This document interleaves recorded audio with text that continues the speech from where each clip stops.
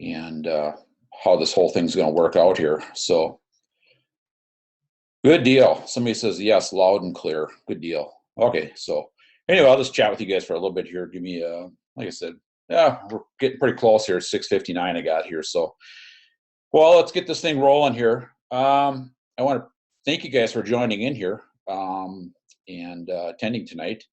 Couple of housekeeping items. I've got a separate monitor set up here so I can view what you guys are seeing. So hopefully if there's any crashes on that you guys don't see me or hear me, that I can catch it over here. But and you'll see my mug up here on the screen here. So you can either take it all away, or you can downsize it and things like that. You can move it around the screen, drag it around. You'll see on your screen a question and answer on the bottom, or actually it's wherever it's at the top, I guess it is. It says Q&A. You can click on there, and I'll look for any questions. There's also a chat over here also. Let's try and stick with the question and answer tab on top there. That'll be easier as we go through this thing.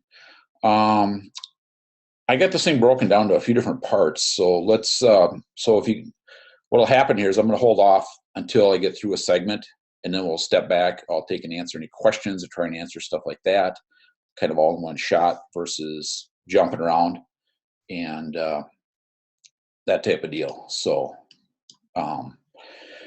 anyway, what else? So we got that going on. This will be recorded and for future viewing, and that's what I'm doing right now. It's being recorded. Again, if you guys can't hear me, I've had a couple of people say, yep, loud and clear. So, so evidently, if you got any issues, it might be on your end, and go from there.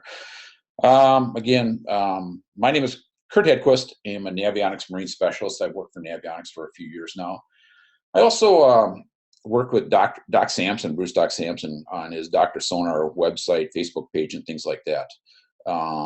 If any of you are on Facebook, look up Dr. Sonar on Facebook, or his website, drsonar.com. And a lot of what you see here, there's actually more on his Facebook page and his website. So I'm just briefly skimming over the top of this whole thing here. Let's see, what else? I've been on the Lowrance Pro staff for quite a few years, and so I can hopefully help you guys out if you got any questions on the Lowrance stuff here, and go from there. Where do we watch the recording? When this is all said and done, it will be, again, it's being recorded. Once we edit it, it will either be on the Navionics YouTube page, or it will be on my YouTube page, or you'll be able to find it on Dr. Sonar Facebook page too. So there will be a couple different outlets on it. So again, look for Navionics, their YouTube page, and probably give it a couple days to get this worked out, get it all edited up and cleaned up. And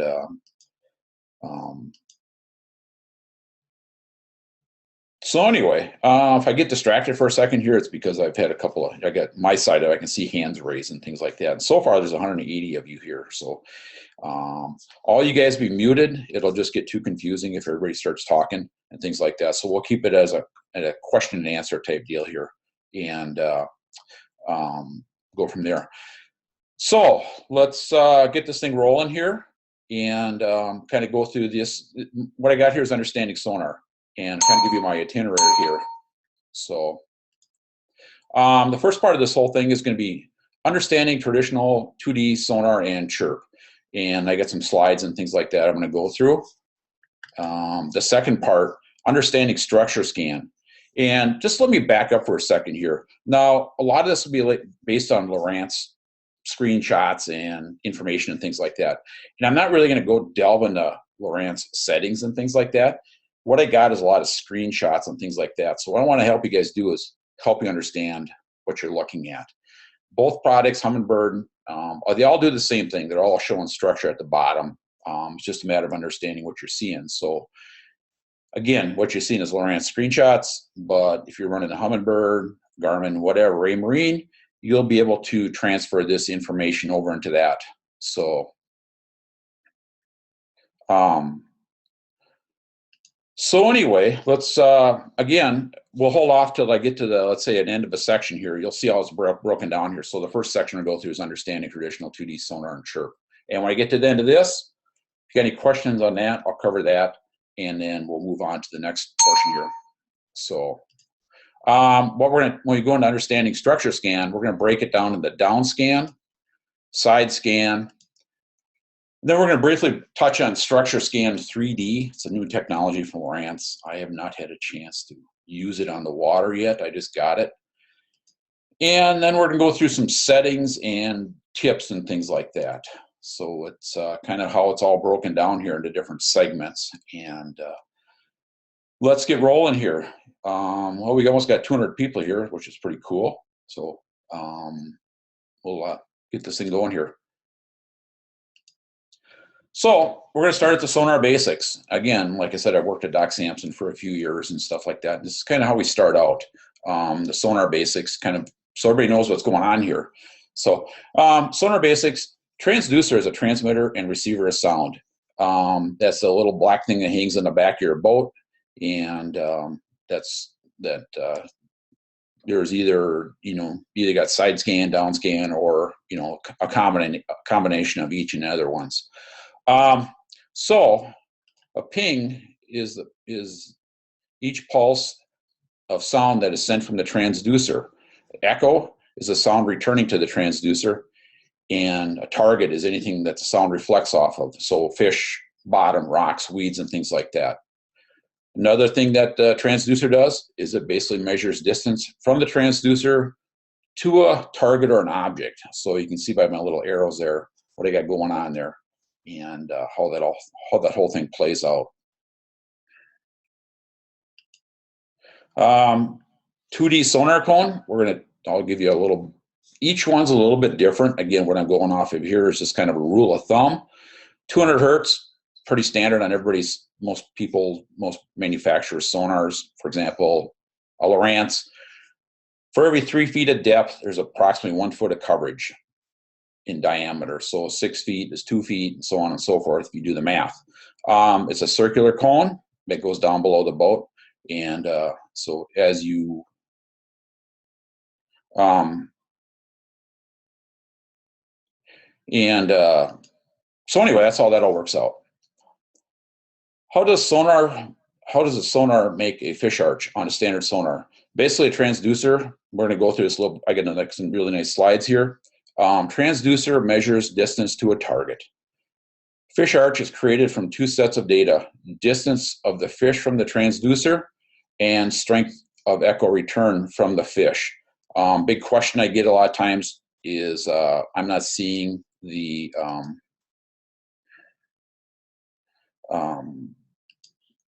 I'm not seeing fish arches and stuff like that. We'll kind of go over that a little more in depth here as to why you may not be seeing fish arches and things like that, so on and so forth.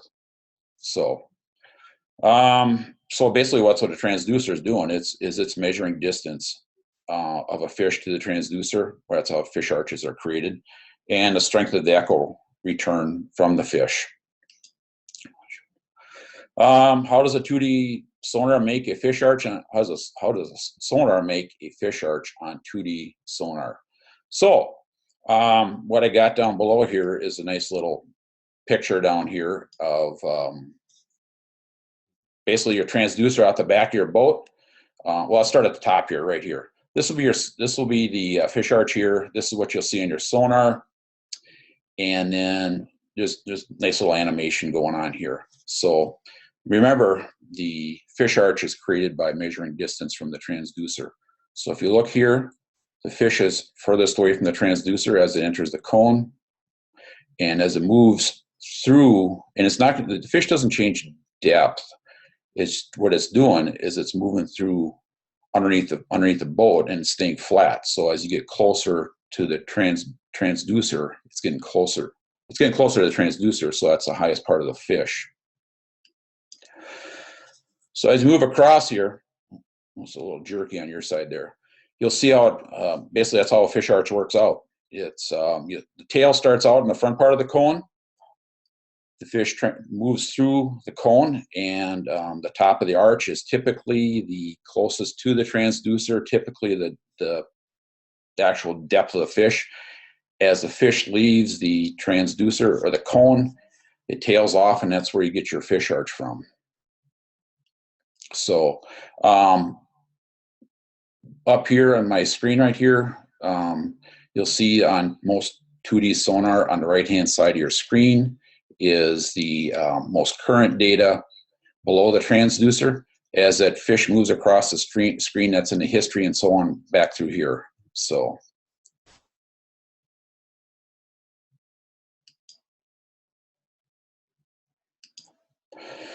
another thing that affects fish arches is the speed that you're moving.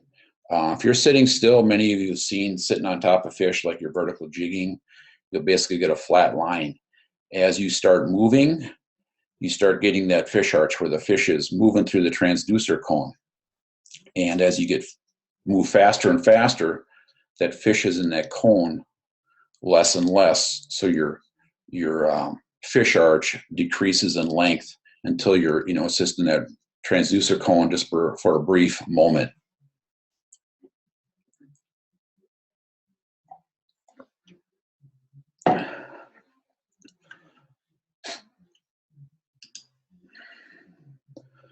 Sizing fish. Well, I got a little, close this out here. So I'll answer this gentleman's question. Fish size. Fish size on your sonar is determined by 3 factors on the transducer receiving sound reflected by the fish. Larger fish reflect more sound than a smaller fish. Thick arches are bigger fish than thin arches since the thickness indicates a stronger echo return.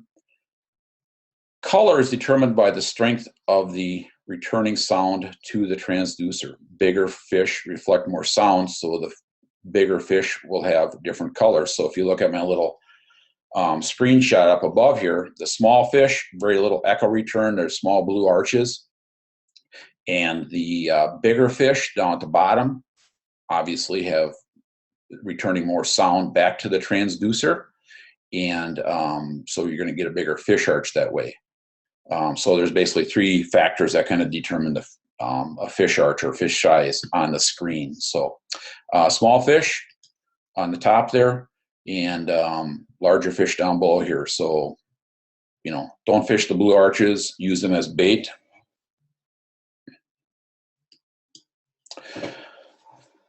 Bottom hardness. Bottom hardness is determined by sonar with 3 sonar methods. Since harder bottom reflects sound, echo better than soft bottom. So what I got here is a kind of a screenshot of transitioning from a soft bottom to a hard bottom and then back to a soft bottom.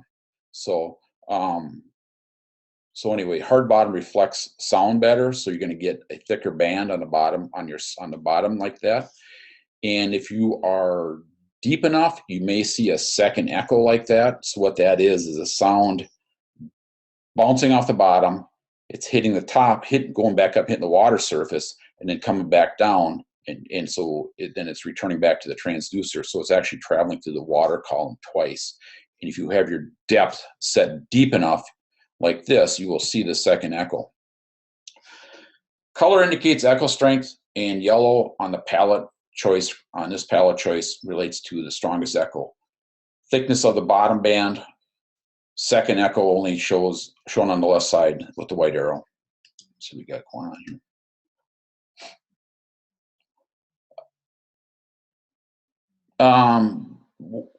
So we got some questions going on here, and I'll get to those. When we get to the end of this session, I'll jump back and we'll answer those questions a little more in depth here. So, and here's another example of bottom hardness. You can see we're transitioning from a hard bottom over here to the left side of the screen. We then travel through I remember you got a little bit of a delay there. Okay, on the left-hand side of the screen here, we got a hard bottom, then we transition into a soft bottom here. Remember, the sound is being absorbed into the bottom. Transition into a hard bottom surface here, so we got more sound being reflected back to the transducer. And then we move back and we transition to a soft bottom over here.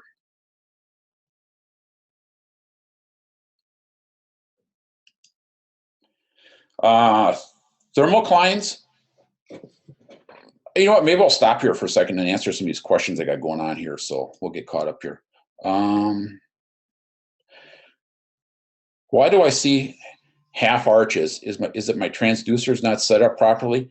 Donald asks. It is possible that you don't have your transducer set up properly. Maybe it's tilted. You get it's maybe tilted too far forward or too far back. It's quite possible. Many times, yeah, I would say, Donald, that I would check your transducer to see if you're set up. If you're not set up correctly, maybe it's tipped too far back.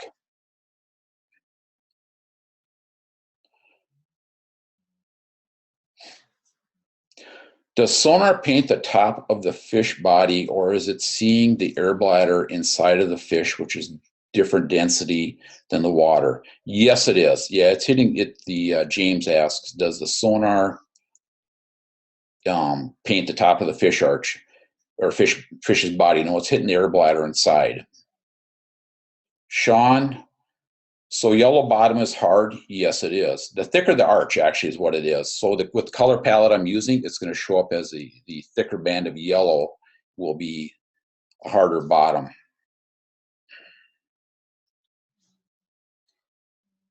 Let's see here.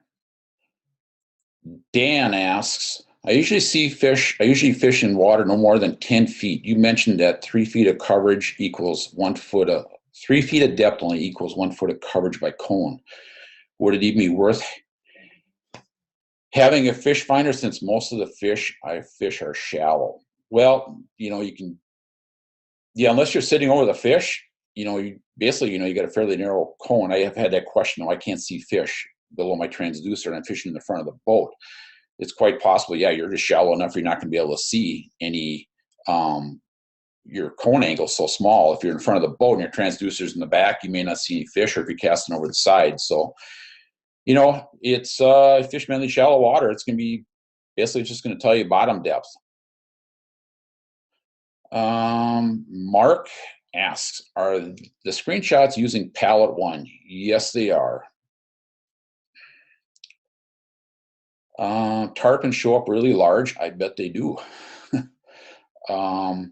What palette color are you showing? Palette 1. And then I got a question on SideScan. We'll talk about that in a little bit. I never see fish arches, but the bottom well. I'm catching fish, so is this a sensitivity issue? Using a CHIRP through hull TM transducer. Are the fish tight to the bottom? I guess we'll talk about that here in a little bit. I guess it depends on where the fish are in the water column. How deep are you fishing? The cone angle of the TM50 transducer. I'm not real familiar with that transducer, so it's quite possible that you're not seeing them just because they're not in the cone angle.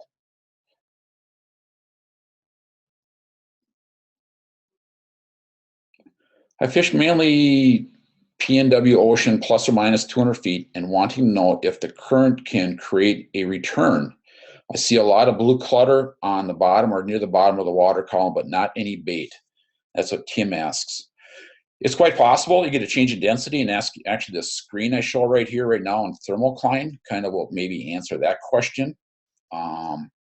So what we got here, this is a lake in Minnesota, and middle of summer, we got a thermocline that's set up in about 35 feet of water. So if you think you got a thermocline and you're not seeing it, you can turn up the sensitivity and that thermocline will start to appear.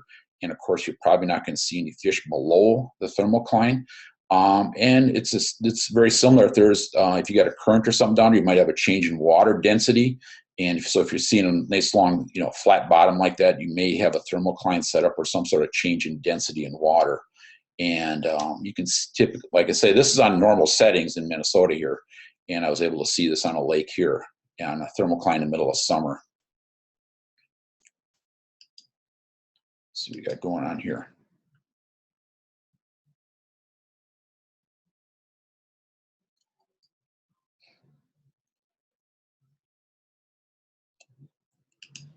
Let's see here, one more. What we got going on here?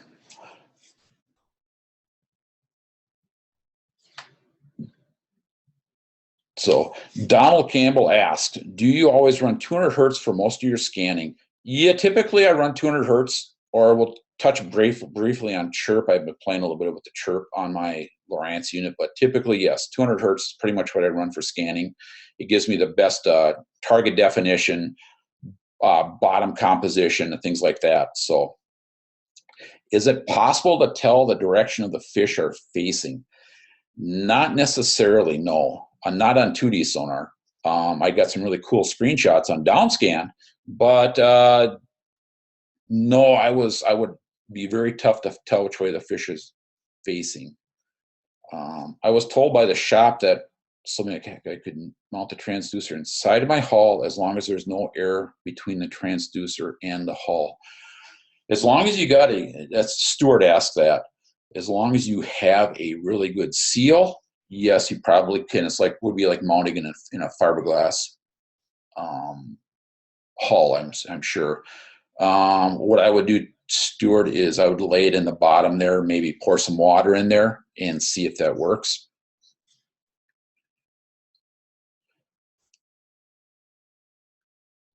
Let's see here. But yeah, Stuart, getting back to you. Yeah, you want to have a very tight seal on the bottom of your kayak so you have no air between the transducer and the hull. You can try it. What some people sometimes do with that is they'll put a little bit of water in the bottom of the hull and then lay your transducer on the bottom and see if you get a good picture.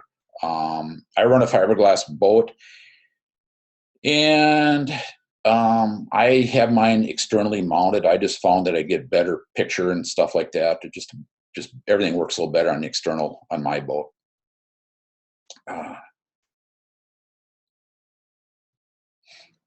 Ken, we will get to your question here in a little at the end here. I got some stuff on settings.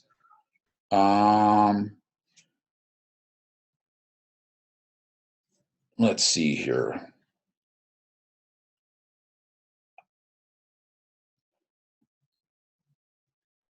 Jerry asks, is that small ball on the left along the small fish on symbols? Yeah, there's probably some small fish right here, right up here where my arrow is right there. You see a little bit of yellow like that. There's probably some small fish right there. And quite possibly, picking up some small fish along through here also. Let's move along here. What we got here is fish tight to the bottom with this palette color. So I just wanted to give you an example of what fish tight to the bottom may look like. You'll notice maybe just a little bit of a target separation below the fish right here, where my pointer is right here. Right here is probably just a little bit of a target separation right there. Those I would have to say to me would be fish tight to the bottom on this. And so I just want to give you an idea what that would look like. Here's an interesting screenshot I gathered a couple years ago. It is a fish swimming along with the boat. I thought this was rather interesting. So as you can see here, the fish, my red arrows are pointing towards fish right here. And so what happened here, the fish didn't actually probably swim off the bottom, but it right back here, it probably came up off the bottom a little bit. And then it swam along with the boat underneath the transducer, almost like it was vertical jigging. It just kind of kept along with the boat here, follow my arrow, my pointer. And then what happened here towards the side here is that actually I'm doing this backwards here. The fish on the right-hand side here is the most current data. So what happened here is the fish entered the cone, and then it moved closer and closer to the center, and then it tapered off here. Let's see, hold on, I get that backwards. So, pardon me. So, fish on the edge of the cone is on the right-hand side here. So that fish moved away from the center of the cone. If you remember back, outside of the cone is the weakest signal, so that fish was just swam off to the side of the cone.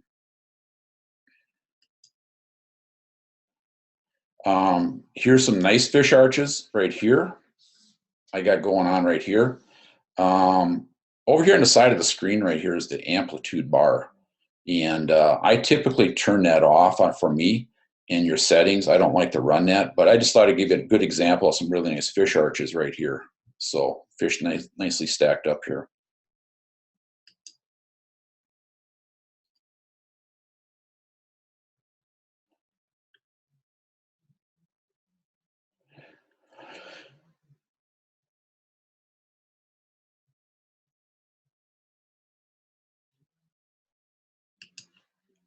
Let's see here. Let's continue on. So CHIRP. We'll answer some questions on CHIRP here. CHIRP is compressed, came out of the saltwater market more or less. CHIRP is compressed high intensity radar pulse is what it stands for. What is it? It sends out multiple frequencies pulsed at one time instead of one. Multiple CHIRP levels, mid, high, and low. There's if you look on the right-hand side of my screen below my picture right there, I've kind of got a representation or just an equivalent range. Why is CHIRP? Better target separation, better deep water, works better in deep water. It gives you a sharper image, and it gives you a little clearer screen. How does it work? It sends a continuous sweep of frequencies ranging from high to low. The continuous sweep of frequencies provides CHIRP with more information, and it interprets the frequencies individually upon their return. So a lot of the newer Lowrance stuff is coming with CHIRP, and those of you that have it, play with it, jump between high CHIRP and 200 hertz. What I found is that at certain conditions, high CHIRP will give me a little bit better target separation, a little bit better screen clarity, but I would say majority of the time right now, I run 200 hertz. Here's a good example of high CHIRP versus 200 hertz. The shots are taken over the same target using the same boat, same transducer, same time, and everything like that. And you'll notice in the high CHIRP mode that the targets stand out from the bottom, while in 200 hertz they're just a blip on the bottom. They're tight to the bottom. So again, CHIRP will give you at times better target separation, things like that. I use it for ice fishing, high CHIRP, and it works very well for CHIRP, high CHIRP for ice fishing. So, so those of you that have it, play with it. You can jump back and forth. Okay, let's take a little break here. I'm going to answer a few more questions before we jump into understanding structure scan. Let's see here. And can you answer the question on what a 2-pound largemouth arch would look like compared to an arch on a 5-pound largemouth? That will be very difficult to tell, in my opinion.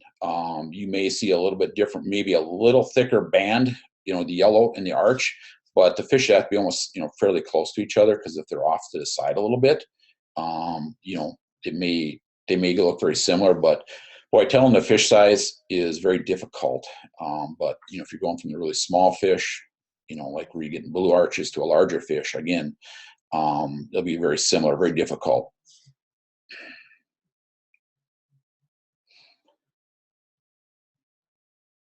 Tyler asks, is there a way to tell which side of the cone the fish may be on?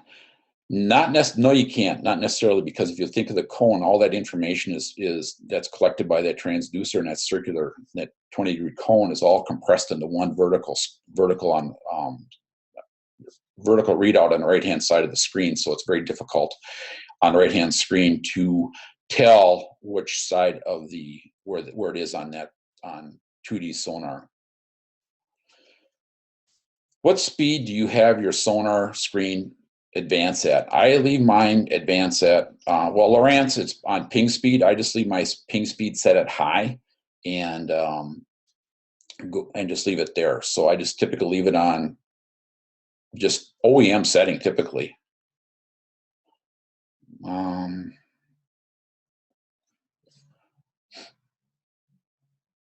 Mark asks, let's see here.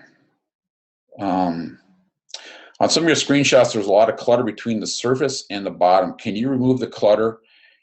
And if so, is there a disadvantage to doing so? Yes, there is. And I'll cover that in some of the settings, Mark, a little bit further here. If you're running a higher speed, could amplitude help? Are you talking hertz? Yes, you'll typically get a better readout with a 200 hertz versus 50.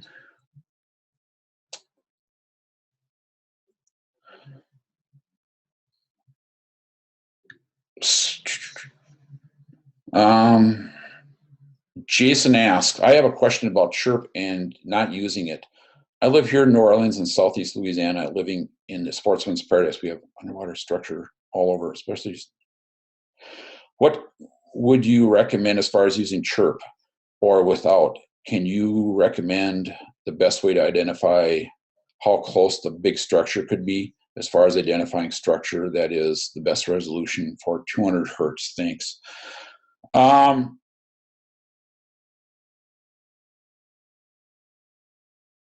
I guess the best thing we'll go through structure scan here a little bit, but a lot of this stuff, a lot of really cool things will be cleared up in structure scan.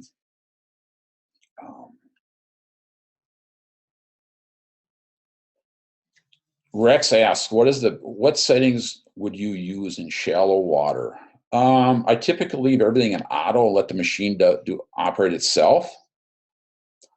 Is there a minimum depth where CHIRP is effective? Ken asks.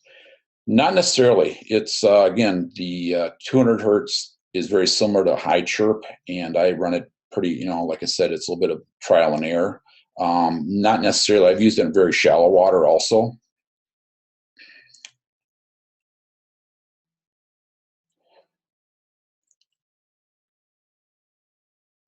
At what speed does 2D become unreliable? I'm assuming that you're talking about high speed. As long as you can maintain bottom contact, it should be real time.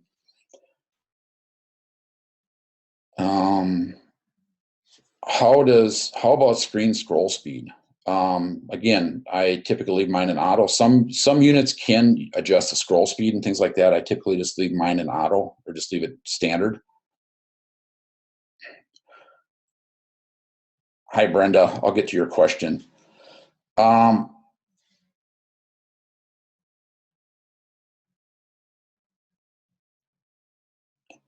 Austin asks, here in South Louisiana, we've got a buffet of water bodies, conditions to fish with, from shallow swamps to the infamous Toledo Bend. I'm assuming that minimum depth of 15 feet or greater that I'm scanning. If running 200 hertz or 283 hertz, what other settings necessarily adjust the clarity of the picture? We can get into that in the settings.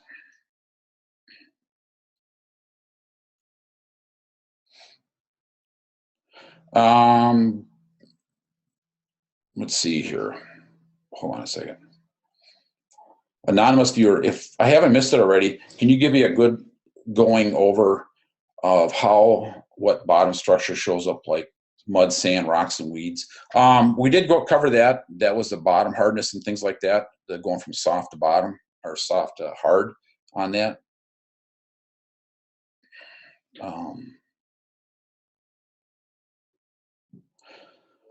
Let's move on here a little bit. And like I said, if I don't get to all your questions, I'll spend some time with you guys here later on, and we'll go through the rest of them here. Let's keep moving on here, and I'll try and get to all your questions here. So I apologize if I don't get them all, but there's I think there's like 200 some people, 225 people asking questions here. So I'm going to try and keep up with them.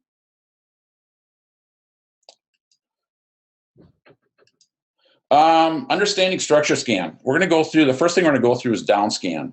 And DownScan is a great tool for for a great search tool. What DownScan will do, it'll teach you what's down below there. So let's go over that real quick, how that all works out. Then we're going to go through SideScan in the second part. And then we're going to touch base on structure scan 3D. How does 2D different from structure scan? Let me get a drink here.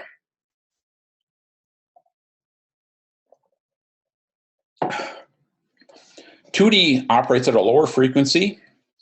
2D is a wider cone front to back, if you remember at the very first screen.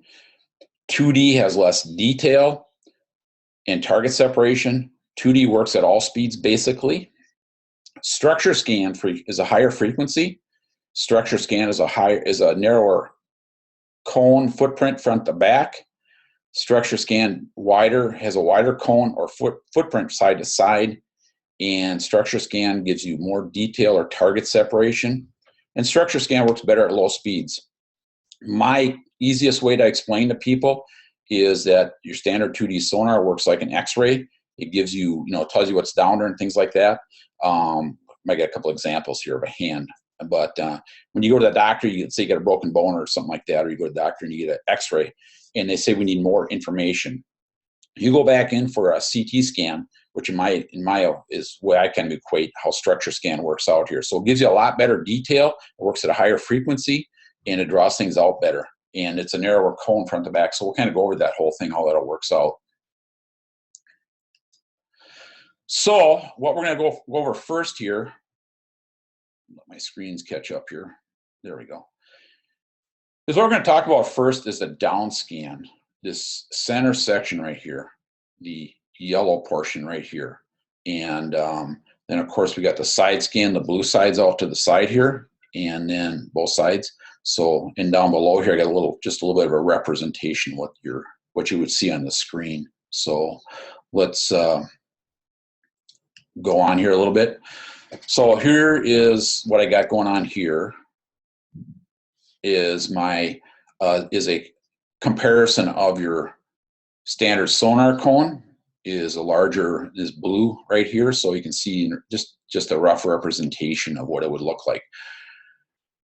And then what you got is your DownScan cone off to the side of the boat right here. So you can see it's a narrower cone front to back, but it's also wider. And down below here, I give you an example of how it would look on your screen. So on the right-hand side of your screen, with the boat traveling to the right, the current data will appear on the right-hand side of the screen. Everything on the left-hand side is all history. So as you travel along here, DownScan will appear on your screen like this, is how it'll appear as you're traveling across with DownScan. Beauty of DownScan is those of you that have it, there we go. It gives you better target separation. What I find it does is it teaches you what you're looking at on your 2D sonar. If you remember back into the 2D portion of this thing here, I had a screenshot showing two fish laying real tight to the bottom, and it was hard to tell, that they were fish. If you weren't paying attention, you may have thought they were rocks or just a log or something laying on the bottom. But if you look over on the left-hand side here, you can see the two fish. You can see the target separation right below here. So that's where I find is DownScan is a great tool to teach you what you're looking at on 2D. I run them I pretty much run them side by side all the time. I run 2D and then I run my DownScan if I'm fishing. The target separation is that much better. Here's another representation of 2D versus DownScan. Again, what you see here on 2D is a lot of, fish arches are all kind of clumped together. But if you look down below here, on your DownScan, you can see multiple fish, the target separation and things like that. So you can, the target separation is way better with DownScan. So it's like, again, it's a great tool to teach you what you're looking at on your 2D sonar.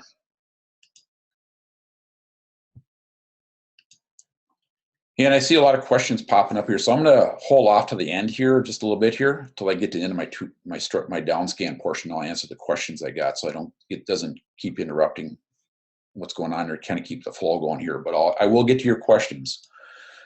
Here's a great screenshot. If you're running 2D sonar and you ran across, if you're just running your 2D sonar, what I got on the left-hand side here, you see this. stack of fish. And if you remember on 2D sonar, this is the history on the left-hand side, and this is current data. So what happened, what's going on here, well, just jump over to the right here side. On my DownScan, what I found I had down below, there was a stick or a post or something that was sticking out of the bottom.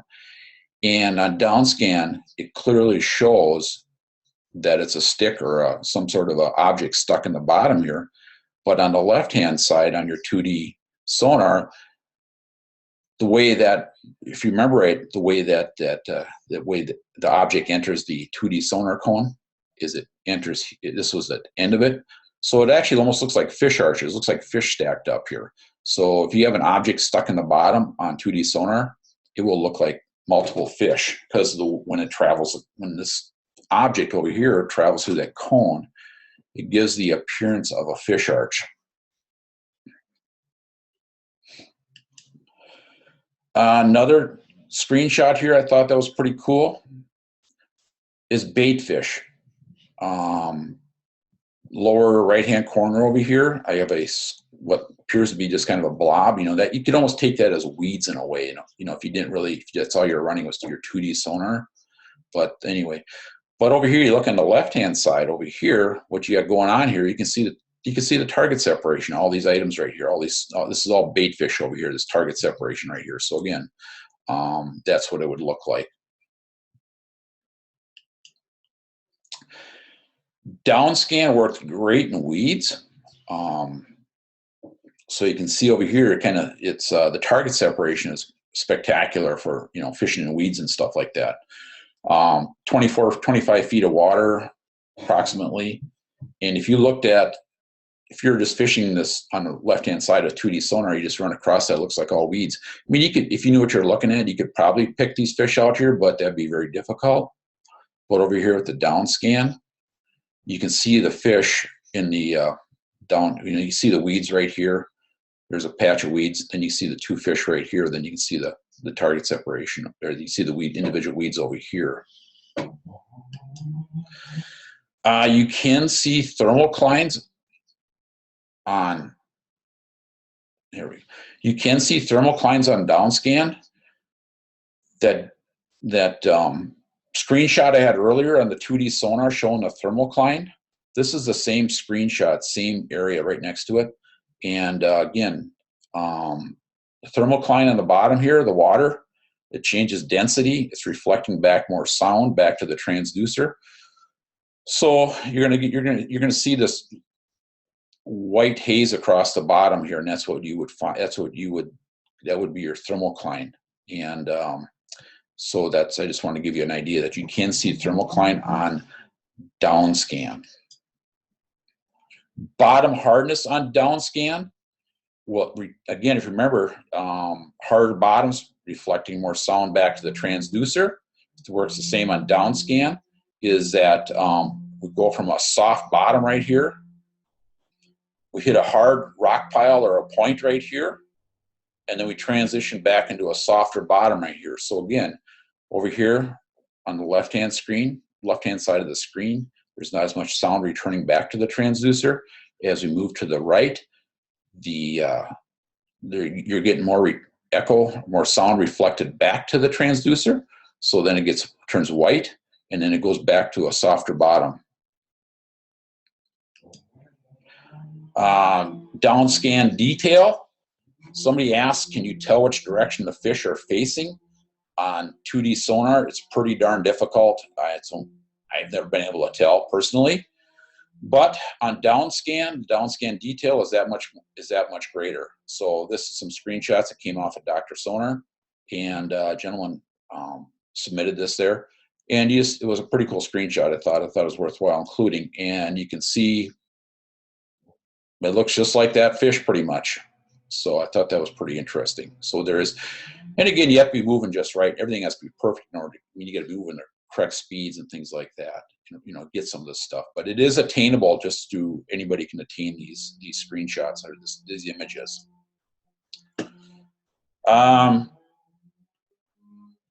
DownScan detail here. Again, over here, you can see on the top right here, down below here is a side scan. We'll cover side scan a little bit later here, so don't get too wrapped up in the side scan down below here. But what I want to do is show you some more down scan detail. These are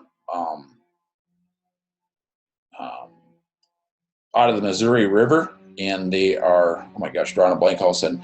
But anyway, they are paddlefish. So you can see the beak out here. You can see the tail and stuff like that, and the body right here. Okay, let's hit some questions here now that we're done with the side scan portion. We probably got some questions on side scan. So,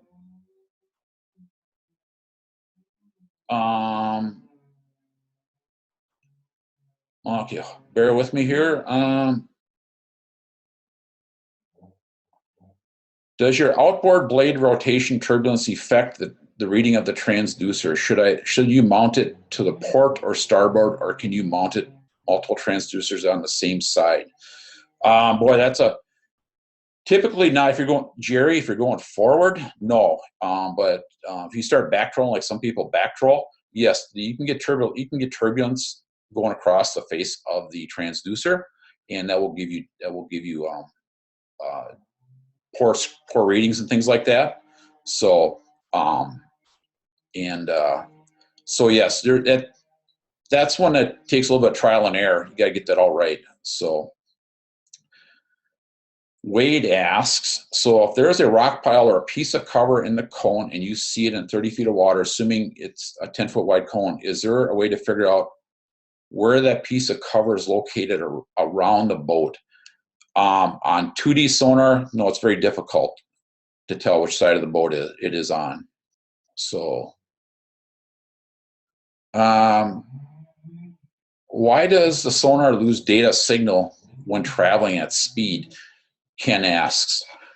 Ken, you're probably got some transducer setup issues. Your transducer set up too high. It may be behind. If you look at some boats, they have rivets on the bottom of the boat, and you're getting some turbulence across the face of the transducer and things like that. So that one there is a kind of a trial and error. You may have to move it down.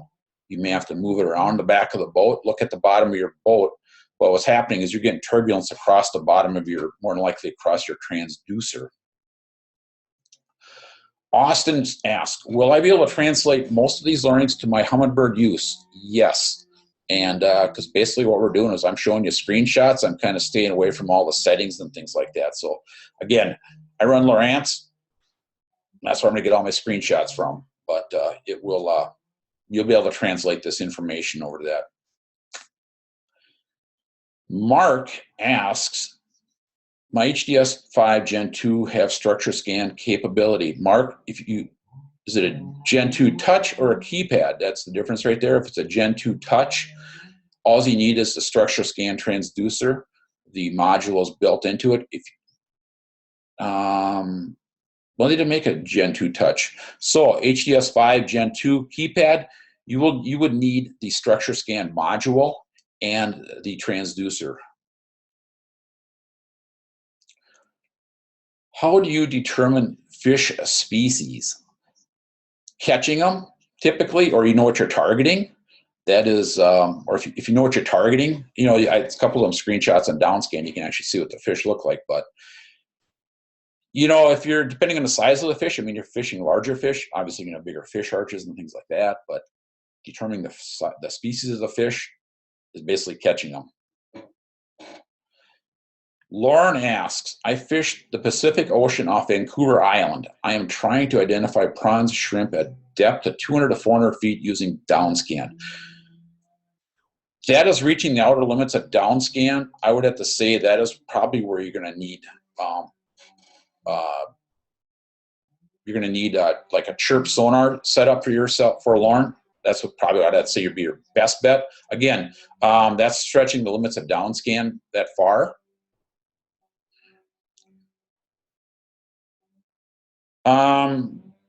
Donald Campbell asks, I noticed with the DownScan, is it always at 455 or can it be changed, or should it be changed? You have two settings there. You have, Donald, you have 455 and 800. And we'll go over that a little bit in the settings here a little bit later on. Dan Kelly asks, any preferences for palette colors for both SideScan and DownScan? We'll go over that a little bit, Dan, we'll go over that in the settings a little bit, but typically I prefer the blue palette color. I would say you can jump around and try and see which palette color works the best for you. I typically bounce between either the brown or the blue. Are the settings the same for a small screen unit compared to a larger screen, or is there something you need to change to see better bottom detail on a smaller screen? No, Paul, typically they transfer across the board, small screen versus big screen. Sometimes the unit will, like the unit itself being a small, let's say like an Elite versus an HDS or something like that, will affect your settings. Once you identify fish on the sonars, what is the best way to get bait onto those fish? Mark the fish, turn on them, course of ground extension, line up a waypoint, and then use the scale on the course of ground to know how far to pitch the bait. Well, basically you can drop a waypoint on them, and you can turn around, go back over to them, and you can drop on them, and yeah, you can do a course of ground extension and travel back to that bait or that fish. When you mark fish on DownScan, how do you tell if it's on the right or left-hand side of your boat? It is very difficult, just like 2D sonar. Basically, your sonar, your transducer cone is collecting data, and it's printing it out in a 2D, or basically just a straight up and down pattern on the front of your screen. So if you can see that one screenshot, the fish just traveled basically straight through there. So it's compressing all that information into a vertical line, and that's where you would find your side scan would work.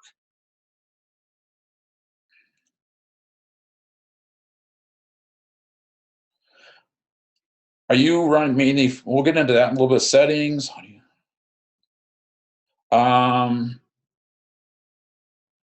Tim asks, what's the effective range for depth and downscan? That's going to vary by manufacturer. I guess each manufacturer, like Lowrance, every couple of years they come out with a different downscan. They have the LSS1, and then they have LSS2 HD, and now they got the Structure Scan 3D. And each one of those is a little bit different. So I guess you got to look at your, wherever's, when the OEM comes out, look in your manual, and that'll kind of give you a rule of thumb what the effective ranges of downscan.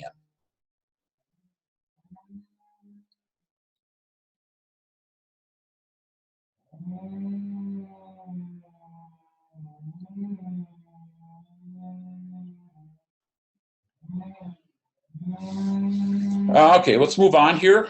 And again, I'm going to try and get to all your questions, but I got to keep this flowing here. We're going to be here all night.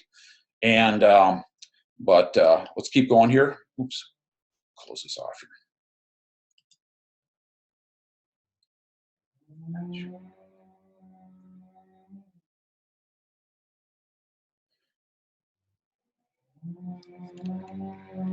Okay, sorry about that. I jumped screens here too quick here. So what we're going to talk about now is the side scan technology. And side scan basically covers out to the side of your boat. I believe I forgot to mention on the downscan cone angle, typically it's a 1-to-1. So this center section here, I apologize for that. Downscan is typically a 1-to-1. So every 1 foot of depth is 1 foot of width. So it's basically a 45-degree angle is what the rule of thumb is for downscan. So you can figure about a 45-degree angle off the back of your boat. So it's about a 1-to-1. Side scan is going to vary the cone angle and stuff like that, but typically what we're going to cover now is this section here to here and here to here out to the side of the boat. And then if you look down below here, remember I mentioned that the cone angle front to back was narrower versus more circular. So this is a representation of what the cone angle approximately would be front to back. Same with over here. So we're going to talk about this section right here. off this side of on the SideScan technology. Again, just mention quickly that every manufacturer is a little bit different on the amount of range that you can see out to the side of your boat. It's typically you got 455 and 800 hertz, and so in each manufacturer actually has, when you got 455, the distance is actually different than 800 hertz off to the side of the boat. So what I got going on here is a kind of a representation of this. Should actually is a little bit off right here in the center. There should be a blank spot here where the SideScan is, or DownScan is right here. But I just wanted to give you kind of an idea what the DownScan or SideScan would do. It reaches out to the side of the boat. This is what it looks like in comparison to the 2D Sonar Cone. Now, SideScan travels differently on your screen. The top of the screen is the newest data, with the boat traveling this direction. So our boat would be sitting here, and then down below here is history.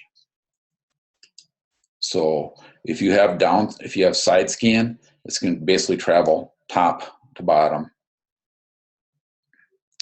So SideScan view, what I got here is just a breakdown of what some of this stuff is when you're looking at it, and just kind of give you an idea of what's going on here.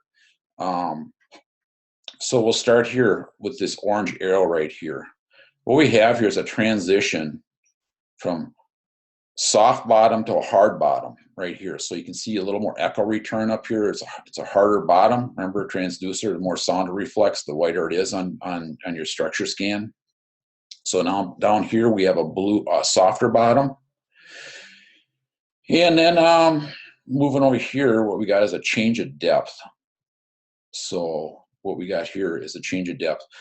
The boat is traveling from a deeper water to shallower water, and so what's happening is this center cone is getting narrower. This is closing in, so this area here becomes narrow. The shallower the water, the narrower this gets up here.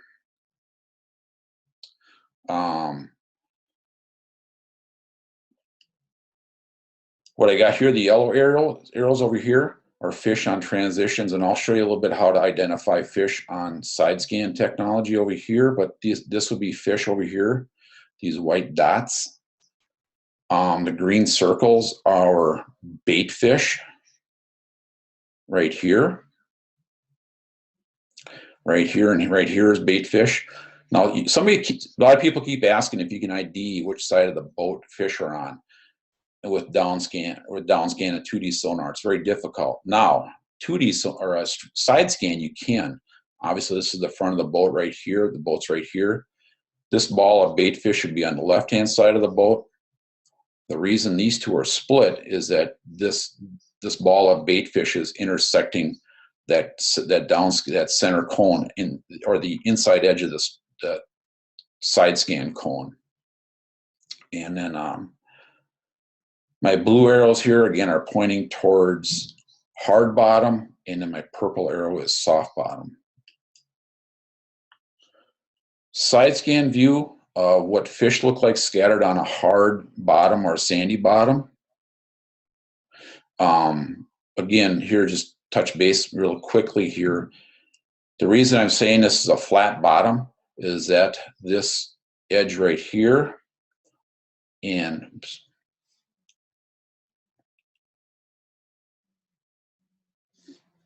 is that this edge right here is straight, and this edge over here is straight. If we were traveling, again, if you think back at the last screen, if we were going shallower, this would now be narrower. This would narrow up. But I want to give you a good idea what fish look like on SideScan. What we got here is these white spots right here are fish off to the side of the boat. And the reason I say these are fish is that if you see the shadow on the back side here, right here, the fish are suspended, and I guess these one of the ways I always explain SideScan is that it's about shadows shining on something. So if you walk out into your yard and the sun is shining and you see a tree, and it's attached to the bottom, or a log or something that's laying on the bottom, the shadow's attached to the ground. But if there's something hanging in the air, like a ball, if you took a ball and suspended, or say a plane flies over, you always notice that the shadow is not attached to the ground. And that's kind of what it is right here. Over here on this side right here, is that the fish are, there's a separation between the shadow and the fish right here. And over here, these are fish that just sitting real tight to the bottom right here. There's a fish right there. So this is kind of give you an idea what, fish like that would be. Now, fish and rocks are very difficult to distinguish between the two of them because they could look very similar, because SideScan and DownScan, again, reflects sound. The harder the sound, the wider the echo return. One thing I will tell you on SideScan is, for example, you see them in 13 feet of water. If I had my distance set at, let's say, 200 feet off to both sides, everything on the screen becomes very small.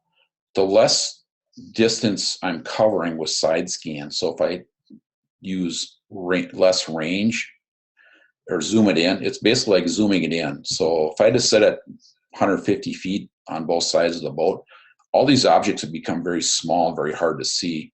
So what I typically do on SideScan is I will take my sonar out of auto range and adjust the range manually.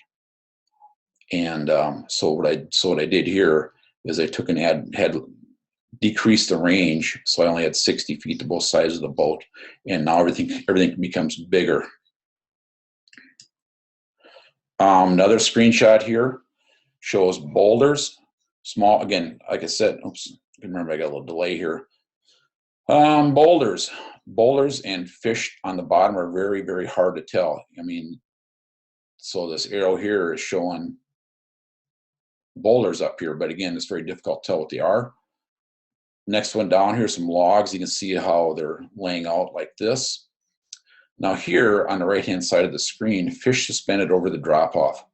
What we got here is a drop-off right here, and this spot right here. So if you think about it, the transducer is sending a signal out to the side, and it's reflecting sound from right here back to the transducer, and then the signal is continuing on, and so you're getting a dark spot right here because there's no sound reflex.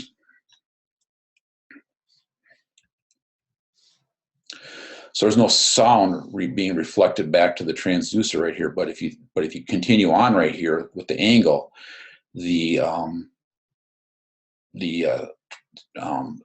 bottom is reflecting sound back to the transducer. But here you can distinguish fish off to the edge of this drop off right here.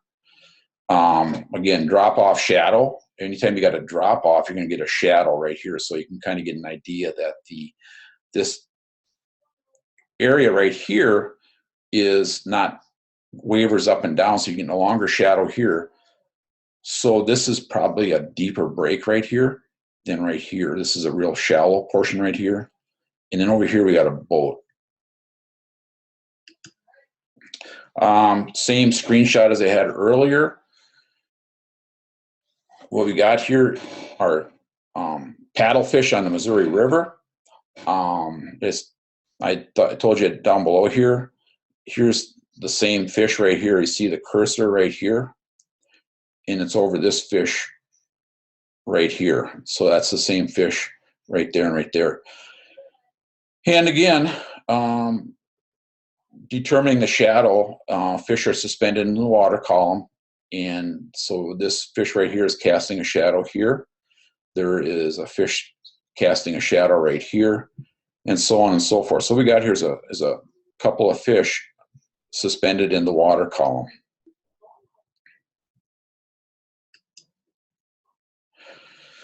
SideScan is great for weed flats. You can cover a lot of ground with looking at weed flats and things like that. So we got here is we're only in 12 feet of water, but we got various weed flats in here. So if you're going across, so you don't have to go over this, you can drop a waypoint over here.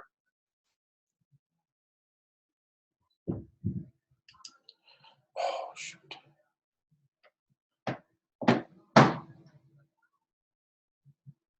Hold on a second. I just had a technical difficulty here. Let's see here.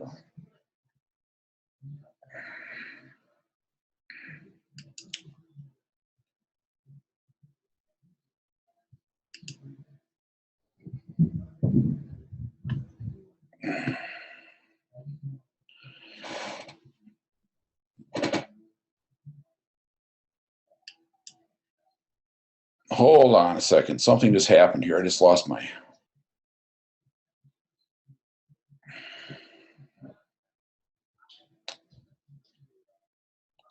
Shoot.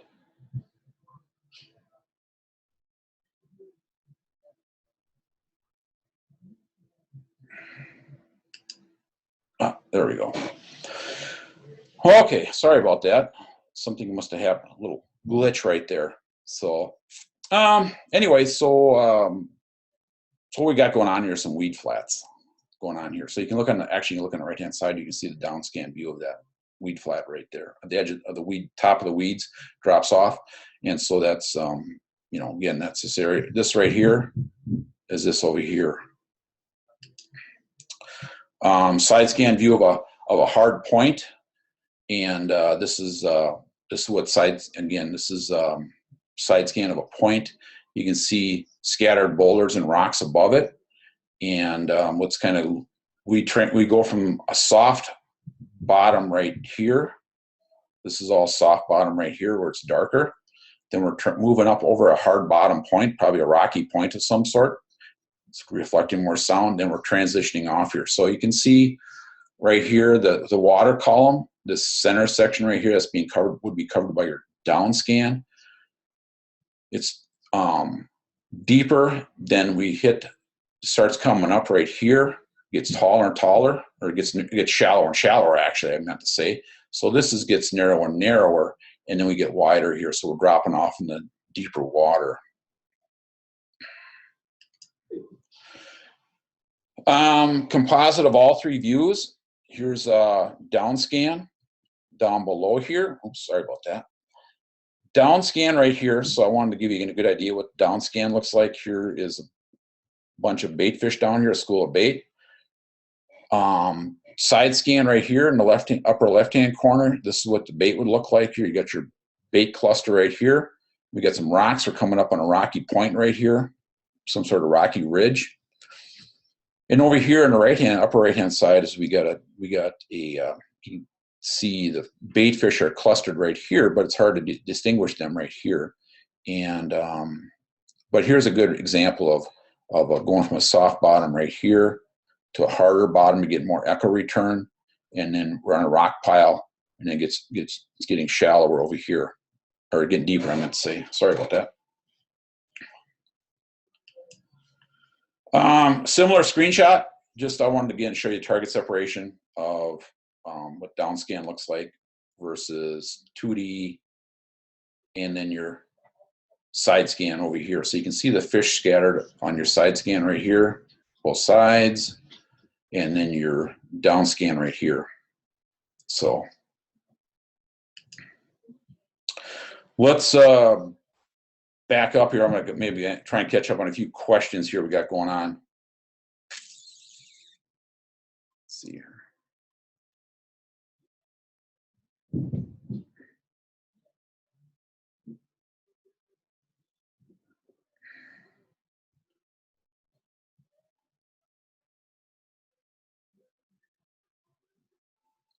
Let's see here. Is there any truth that scroll speed should be matched set to the boat speed? On Lowrance, on SideScan and DownScan, there's only one scroll speed. I believe on Humminbird you can adjust the scroll speed on that. I typically I find it stays, it's what I use is I run standard, just leave it as is.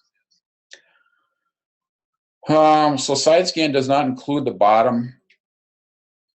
So SideScan does not include the bottom, the DownScan covers. So if you were just running SideScan, you would miss the bottom directly beneath the boat. Yes, you would, Tyler. Yeah, so if you're just running SideScan, you will only get what's on both sides of the boat. You will miss what's directly underneath the boat.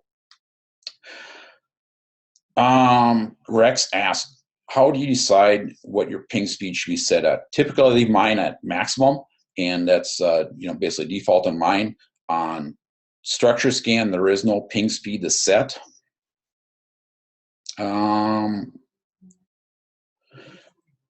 William Watson asked, what is the approximate ratio for depth to side scan distance for the best quality image? That's where I take mine out of auto, and I set mine. I adjust it manually to get the best picture quality. It's all just rule of thumb. If I'm in shallow water, I will zoom it in or use less distance to the side to get the best picture quality. As I get deeper, many times I will set it out further to cover more distance. Al asks, so with side scan and 15 feet of water, you don't see what is under the boat for 15 feet on each side? Yeah, typically you won't. That's where you run your down scan.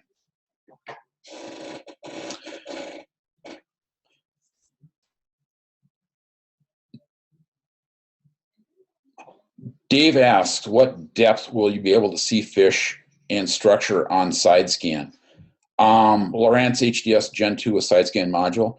I run mine as shallow as a couple feet on the river, and I can see, let's say, like, for example, a river down here, if I fish like shallow water flats where it's only like 6 feet deep or something like that, there as well, tuck the range in tighter, don't use as much range. And I can see out as far as that cone will reach. Again, you got to kind of look at the specs of your structure scan. Again, 455, typically you'll see out further than 800 hertz. So you got to go between the two. And that's kind of the rule of thumb on some of the stuff nowadays, is that 455 will see out further than 800.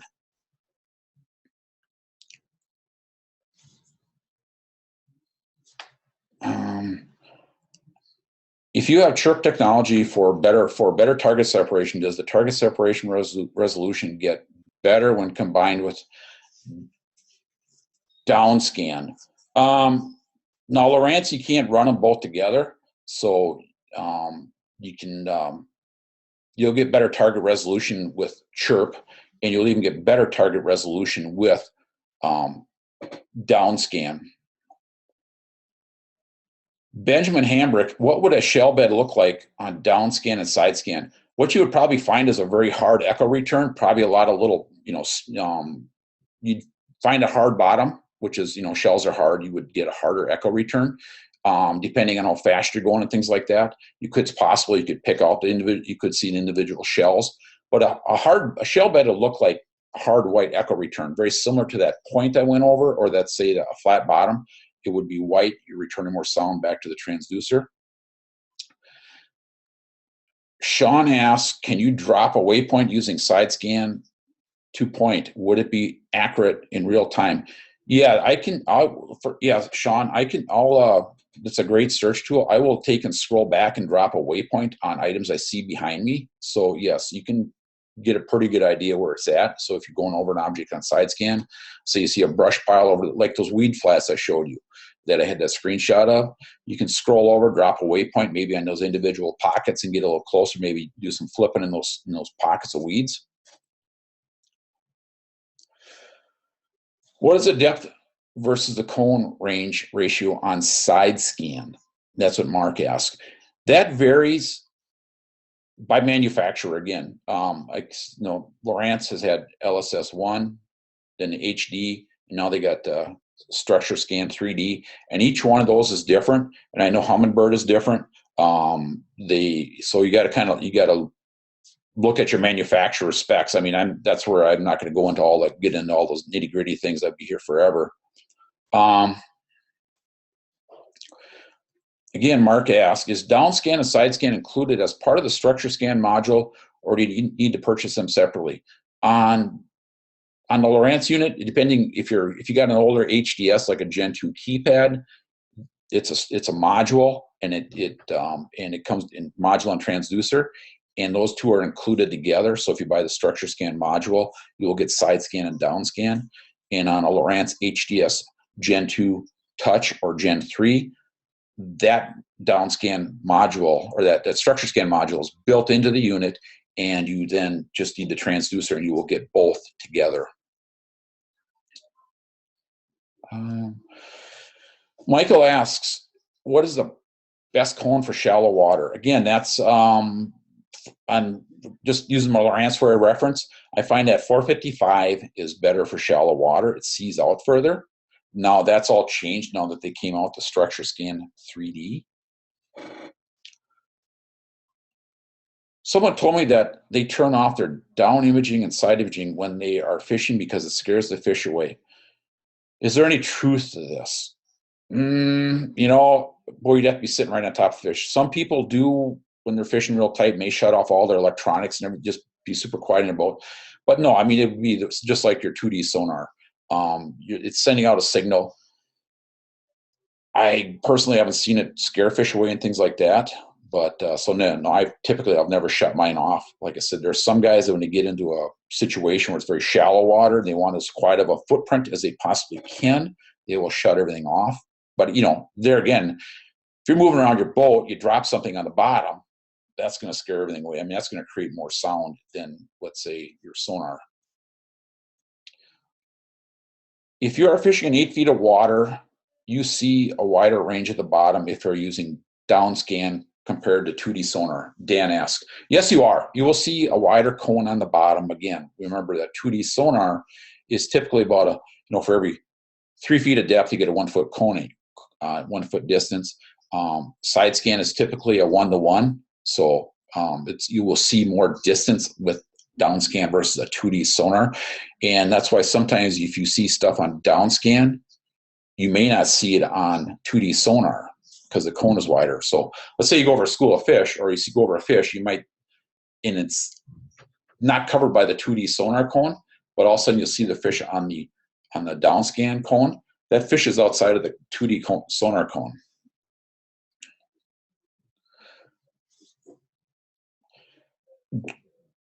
Barry asks, Dragonfly CHIRP higher frequencies, what does this look like compared to Lowrance? To be honest, Barry, I could not tell you. I have not run a Dragonfly CHIRP unit at all, so I wish I could answer that, but I have not used that one.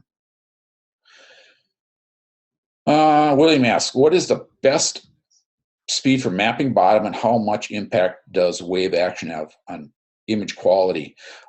Typically on SideScan, you want anywhere less than 10 miles an hour. And I typically say that 6 miles per hour is probably your best speed for SideScan to work the best. You can go down to as long as you're moving, it'll work. But like I say, anywhere from 2 to 6 miles an hour, I'd say is very good for SideScan technology to give you a good picture of the bottom. And does wave action impact quality? Yes, it does. The boat's moving up and down. Here, if you look right here let's close this out right here. See right here on the screen, Dave, little ripples right there. There was probably some rocking in the boat like that. So you're going to get a little bit of a ripple action in the bottom.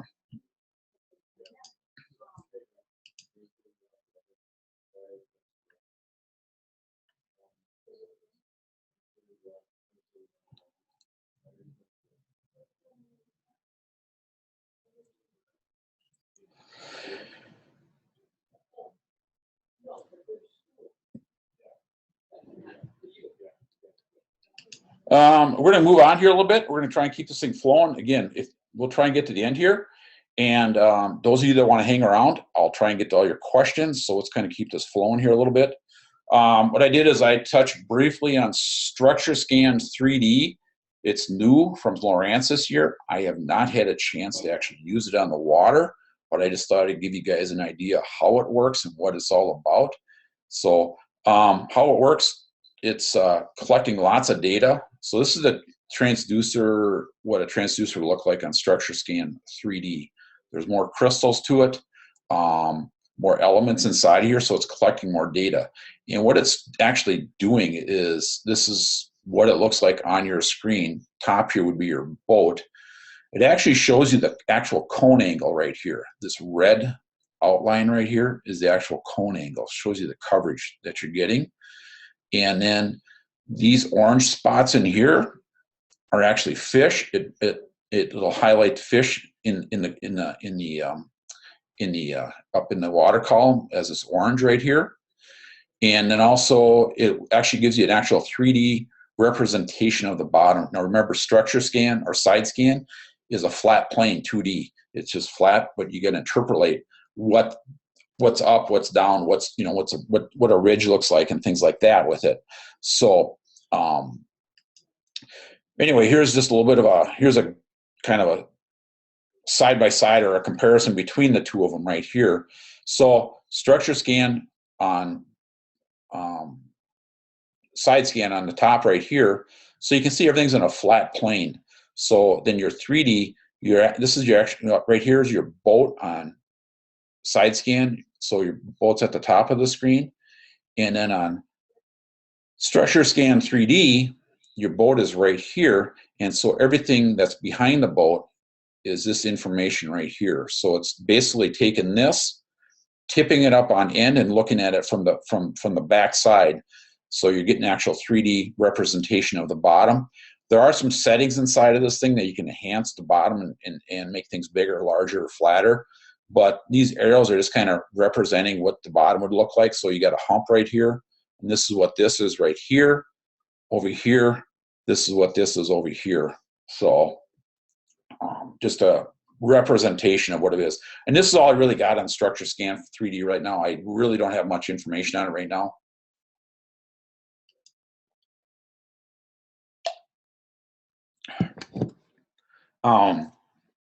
So settings and tips. We're going to kind of run through this real quick, and then when we get to the end of the question and answer, I'll go run through everybody's questions here. So yeah, we've been here for, I guess, an hour and a half almost. So we're run through some of these settings and tips I got going on here right now. Now, again, I'm kind of using this off of Lawrence's type stuff, what I'm used to using and things like that. You can interpolate and things like that if you're running a Humminbird or things like that.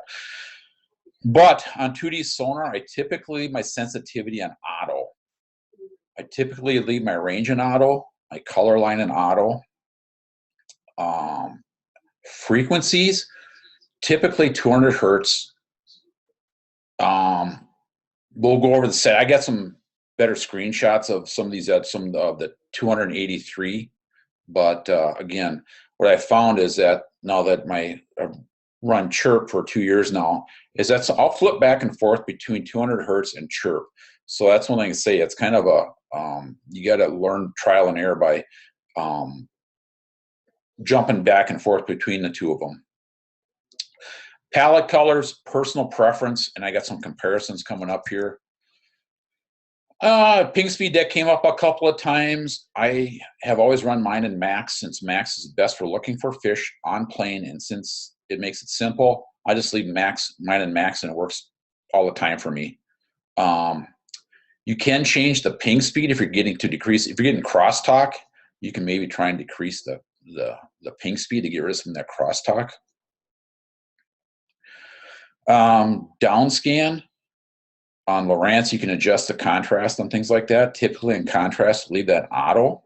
On DownScan for the range, I'll leave it in auto. Palette is personal preference. Frequency will vary based on the manufacturer and the software revisions. Your typical choices are 455 or 800 hertz. Use the one that gets you the best picture quality.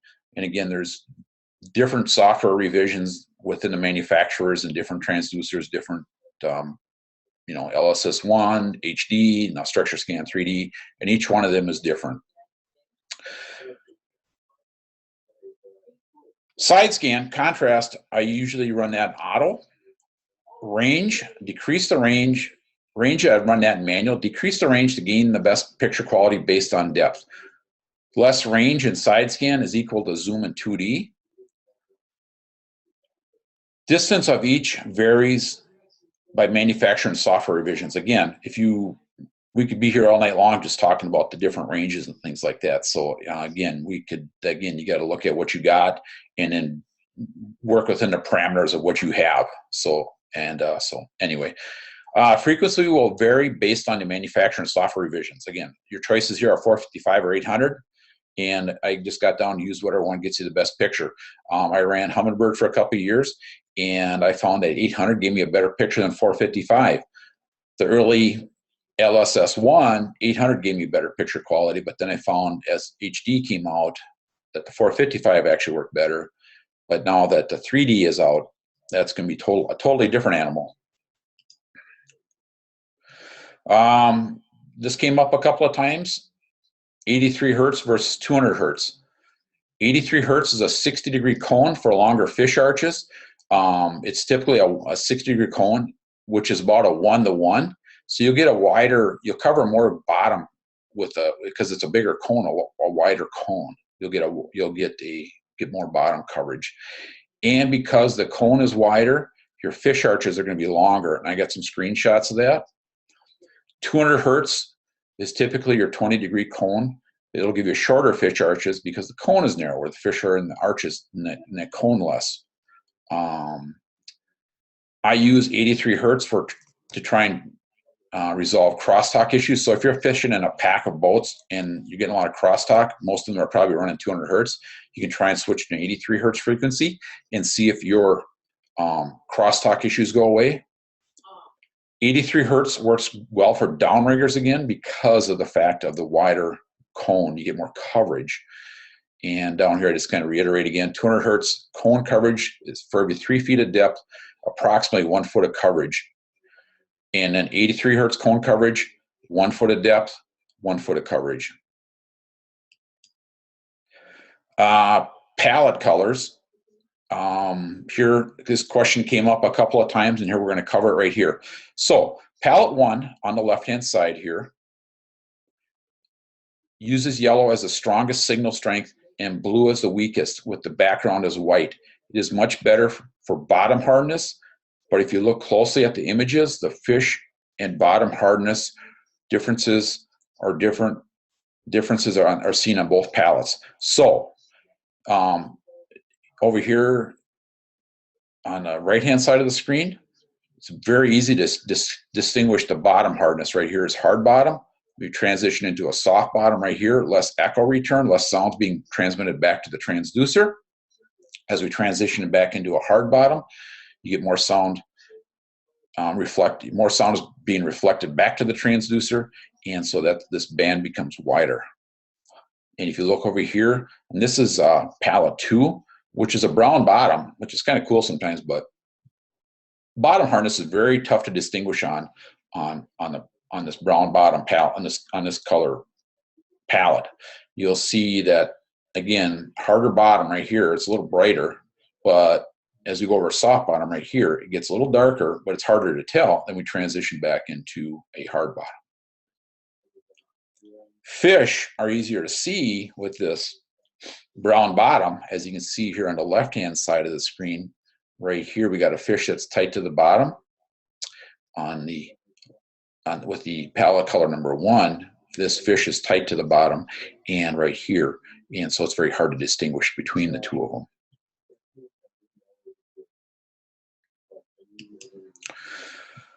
Sensitivity. Sensitivity, again, I typically leave mine in auto. Whoops. Sensitivity, I typically leave mine in auto for most of the time.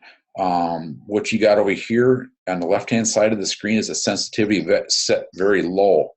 And it cleans up the screen nicely, but you lose a lot of what's in the background right here. So, if you look to the right here where this is sensitivity set in auto or 0%, you can see small fish back up here in the water column and things like that. The bigger fish are right here. You can see it here on the right-hand side, and you can still see it on the left-hand side here. But if you clear the screen up too much, you're not going to get the full picture of what's going on.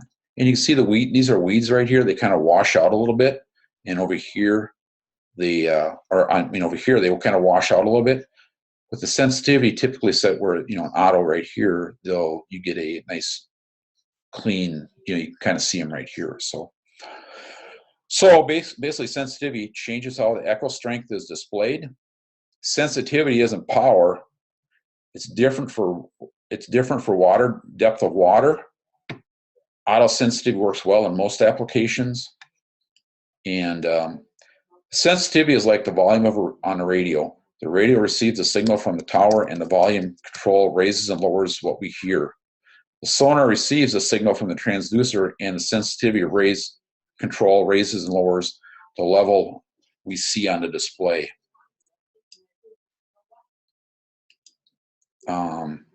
Palette colors, again, this varies quite a bit. Palette colors varies quite a bit for each person. I typically use blue and brown. These two palette colors right here for my DownScan and SideScan. I kind of jump between the two of them. So don't be afraid to try different palette colors. Color line. Color line you can adjust on Lowrance. So right here on the left-hand side of the screen is set in what they typically say is 76% or factory default. Over here, upper right, so you can see over here, back up a second, color line set just right. You can definitely see the difference in transition and bottom. Right here, you can see that we got a hard bottom, we're transitioning to a soft bottom, then we transition back into a hard bottom. So amount of sound that's being reflected back, then back into a soft bottom. Color line set too high, everything washes out in yellow. Everything looks the same. I mean, your band is thicker right here, but everything just kind of washes out. And then, of course, set too low. Again, everything there's no nice differential between hard bottom and soft bottom. So again, I typically leave on a Lowrance. My color line set at factory default of about 76%. I want to go over, just touch briefly on Navionics settings. Navionics mapping, they got various mapping for various units. The features change by unit, and just want to touch base briefly on the differences here. Sonar nautical charts, which is our base layer, is right here on the top. And the fish and chip, aka sonar charts, is that this is a question I often get, is that I can't see this extra detail. You got to make sure you got to go and turn on the sonar chart layer if you've got a chip that's capable of running sonar charts. So you got your Hot Maps Platinum and your Navionics Plus. The best way to, I'm not going to go through all the brands of how to do it, but each brand is model specific settings. And so if you want to go to the Navionics website, click on the help menu, and then type in what sonar you got, and it will tell you how to set up your unit to run, to get the most out of your Navionics card. Tips and software updates, I recommend backing up all your data, backing up your waypoints, routes, and settings in case your unit crashes. Again, each brand is different. And then software updates, I highly recommend keeping those up to date. Common question I get is, my unit shuts off, my sonar shut off when I'm starting my boat. One of the possible causes there are too small a battery, weak battery, or poor connections. So I would recommend running the biggest power supply you can, getting a good quality charger to keep your battery topped off when you're sitting in your garage. Don't skip on wire sizes and connectors. So let's kind of go over some questions and answers. Let's take a look here, what we got going on here. Let's get caught up here. So if you got any questions, I'll try and get caught up in everybody's questions.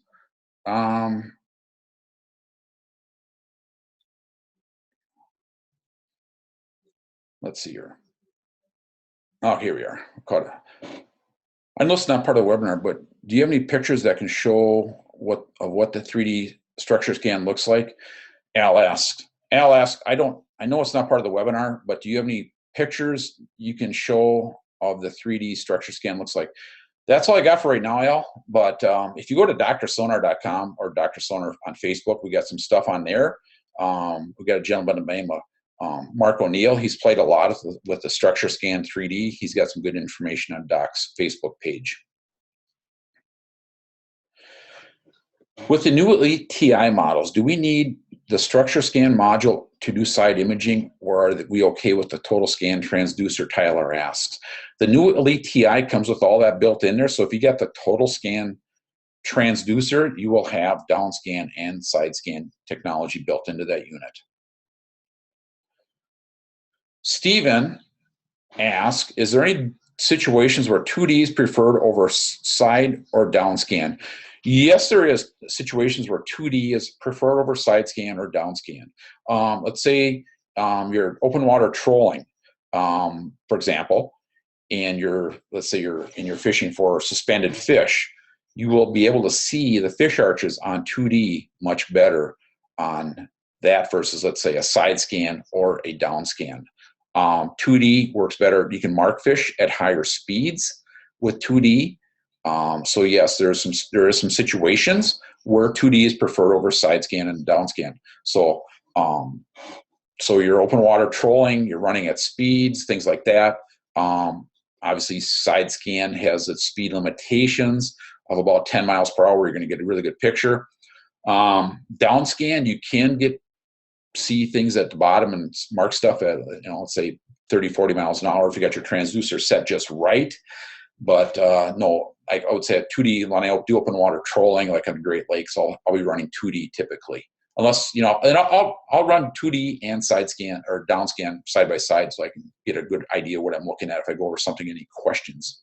So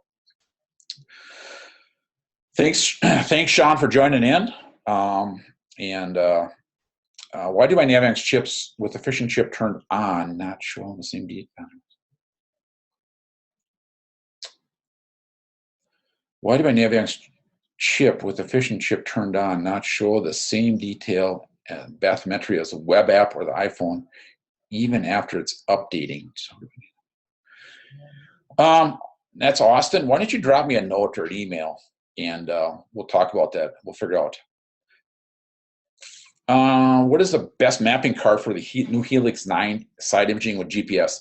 Hot Maps Premium or Platinum? They are dropping the Hot Maps Premium product, Rich, so that's no longer in play. I would have to say either Hot Maps Platinum or Navionics Plus. Now, the reason I say Navionics Plus is nice because it covers all the United States and Canada. And it also gives you the ability to download the sonar chart layer of the various areas that you may fish. So Hot Maps Platinum does come with sonar charts preloaded, but let's say you fish south and you decide to travel out of the coverage area of that card, one card will cover the whole area. Let's see here. If I had a separate unit on to stay 3D structure scan, what unit do you? If I had a separate unit to stay on 3D structure scan, what unit do you recommend? Jeff asked. Jeff, if you want to use structure scan 3D, you will need to have a Gen 3 unit from Lowrance Gen 3, because that's the only one that's capable of running the structure scan 3D right now. That's the processor and things like that. Its software update allows that. So Gen 2 won't run structure scan 3D. Barry, where could I find Raymarine info on drsonar.com? Unfortunately, Barry, Doc has done a little bit on that, but he hasn't done a lot of testing. So so you won't find much information on Raymarine on drsonar.com. I apologize for that, but as we get more and more information available. Al asks, isn't 2D sonar also the only one of the technologies that give you a meaningful data when you're standing still?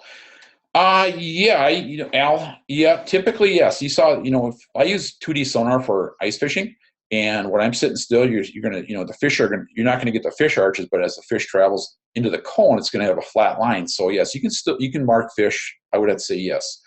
Now, if you got your DownScan on, anything that goes through that transducer cone is going to be a straight line. But remember that the DownScan is a narrower cone front to back, so you're not going to get as much coverage area front to back. You get it side to side, but not front to back. So yes, I would have to say if you're sitting still, DownScan, 2D sonar will give you the best, most meaningful data, like you said. But so anyway, let's see here. What else? Well, I really appreciate you guys joining in here. Some of you guys are dropping off. I understand it's getting pretty late. Will Lowrance release a 9-inch version of Elite. I don't know about if they're doing a Elite 9-inch TI. As far as I know, no. Let's just jump off here real quick here. If those of you that want to find me, you can find me at khedquist@navionics.com, and you can shoot me an email, and I can send you a link, things like that. I just want to give you a few things here on the screen right here, some educational resources. Is that, again, I work with Doc Sampson really a lot, and he does have some good tutorial DVDs on his website that cover some of these items like that. So those of you that are running a Humminbird core model, like they show there, the 999, 1100 series and things like that, he's got a very good tutorial DVD on that. He's got some stuff on the Lowrance HDS Gen 2. He's working on a Gen 3. This DVD right here, the Understanding Sonar, Interpreting Sonar, is very good. It works with everything. Gives you it goes into more in depth what we just talked about. I mean, could have gone all day with this, but we had so much time. And then Understanding Structure Scan over here on the left-hand side. So go to his website, check it out, like him on Facebook. He does have some great schools coming up if you're in the Minnesota area for educational on-the-water schools and things like that. Got a few more questions here. Let's see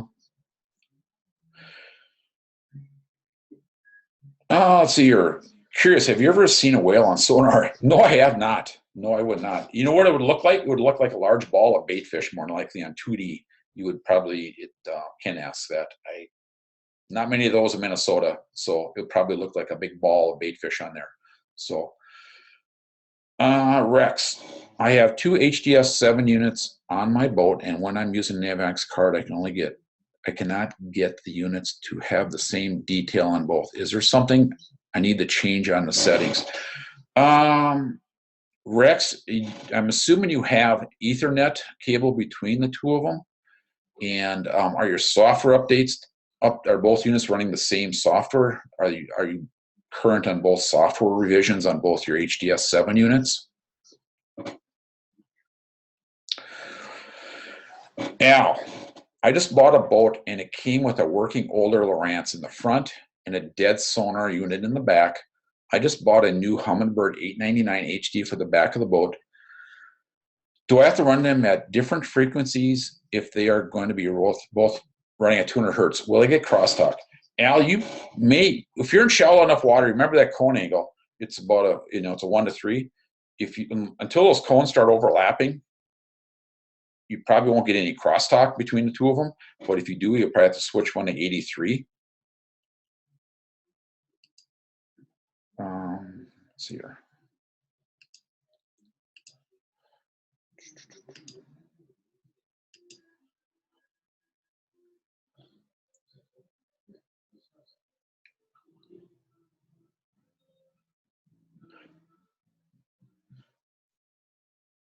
So, anybody else got any questions? I hope I got to everybody's questions tonight. And I'm not sure who all has various questions and who's left right here.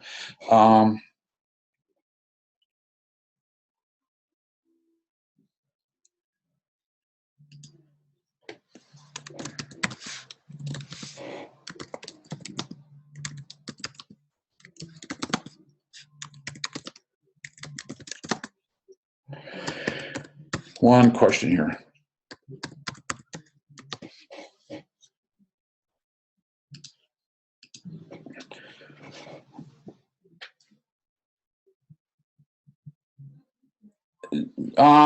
Basically, let's see here. Let's see here. Okay, hold on a second here. We got some stuff. Rex Davis, you should be able to see the Rex. You should be able to share the map card between the two units. There's something in the settings that isn't quite right. It's something in your networking settings that isn't quite right. If you want to drop me a message maybe later on at my email or something like that, we can maybe work through that. But you got a setting there that isn't quite right. You're not sharing the data. Can you show any images showing the difference between sand and mud rock? Let's see here.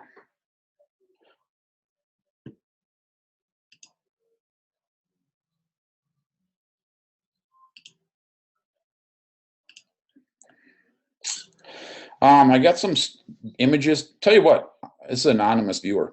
If you're on Facebook, hop over to Facebook. I'd have to shut down and restart everything because there's in the very front of the screen. I'm assuming you're talking on 2D. But again, if you were following along, again, you're gonna. Well, let's see here.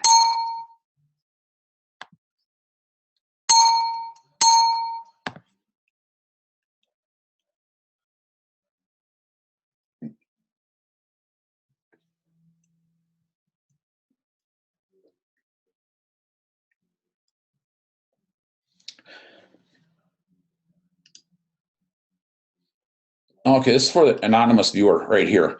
What we got right here is a transition from a hard bottom to a soft bottom or a mud bottom, and then back to a hard bottom.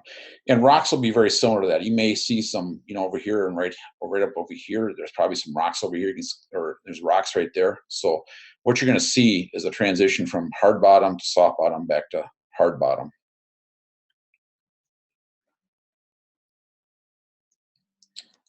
You're welcome. I'm glad some of you, those of you want to leave, please, I'll hang around for a little while longer and answer any other questions you got going on here.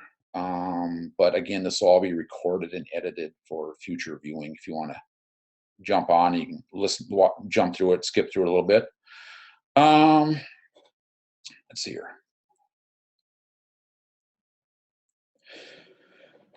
Pat, the new 3D unit, will it have a new transducer and any danger of crosstalk? Oops. How much distance will it need between transducers if I keep the old unit and run another transducer that will give me, Pat, when you get the new 3D, if you got to have a Gen 3, it will be a new transducer. You'll remove the old structure scan transducer. It looks very similar, but it's a different transducer. It's deeper, it's got more crystals in it, and you will mount it very similar to your old structure scan transducer. So you'll have that maybe just a little bit deeper below, so you don't get any interference. So it'll be very similar to what you have now for structure scan. Donald, will I find the recording this summer once it's edited? Yes, you will. Tune in late, Jim. Don't know if you covered it. Will Gen 3 and Gen 2 work together? Yes, they will. All basically Gen 1 through Gen 3 will work together. Some of the features may not work, but for the most part, a Gen 1, Gen 2, and Gen 3 will communicate with each other via Ethernet. There may be a few items that won't work, like map sharing and a few things like that, but yes, a Gen 3 and a Gen 2. Make sure your software is updated in both units. Let's see here. Barney, does water clarity affect the reading? Sonar, SideScan, and DownScan. Yes, it will, Barney. For example, if I fish in the river over here in Minnesota, if your water is very dirty and cluttered, you'll find you'll get more feedback on, let's say, 2D will wash out. You won't be able to see anything. We've only had an hour to do this, and it's running late, but I could have gone on further and further on this whole thing. DownScan and SideScan I find work better when the water gets cluttered and dirtier. It seems to you get a better picture. So you can play with the sensitivity, turn the sensitivity down on the 2D sonar, and you'll kind of clear up some of that clutter. But I found that in situations where I got a lot of clutter, like in the river in the spring and the fall, that DownScan will give me a better picture. I won't see all that clutter.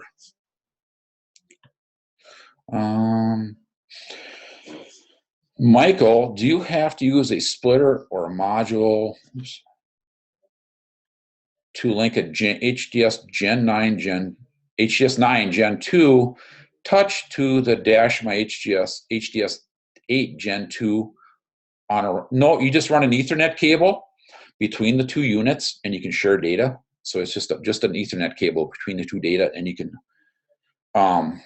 so you can just share the screens and so on and so forth. Let's see here.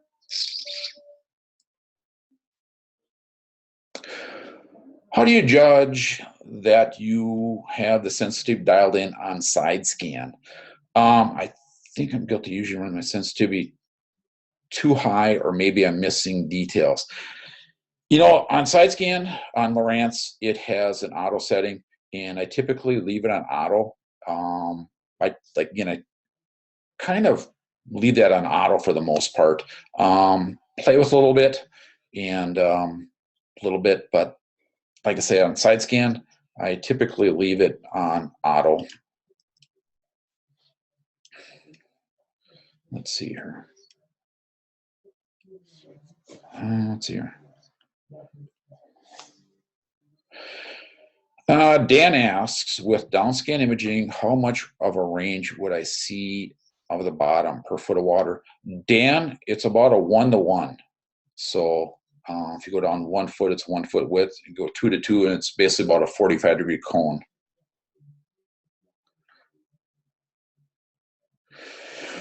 Rich, I'm glad you found my Navionics videos on YouTube. I'm glad they were informative. Larry asks, does sand show up as a hard or soft bottom? Sand will typically show up as a hard bottom. In what I've run across, typically shows up as a hard bottom because of course, if it's a thin layer of sand, it may not, but typically I find that sand shows up as a hard bottom. Ben, I've got a couple of screenshots of strange items showing on the screen. Can you help me determine what they are if I send them to you? I've always wondered what they are. Yeah, Ben, you can send them to me. Again, if you're on Facebook, you can post them on Dr. Sonar's Facebook page, and Doc will look at them, and I can look at them and things like that. Donald, sorry, where will I find a recording? Was it on YouTube or the Navionics website? Donald, it'll be on YouTube. It'll be on the Navionics YouTube page, and it will be on my YouTube page, Kirt Hedquist.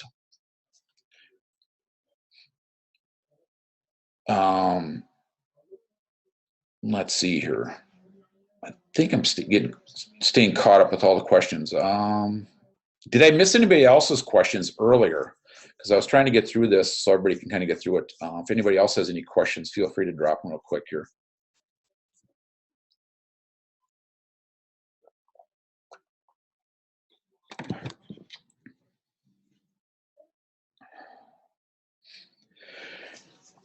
And again, this will all be recorded. We're going to edit it and take care of it and stuff like that, so you'll be able to view it. And if you want to view it in segments and things like that. So let's see here.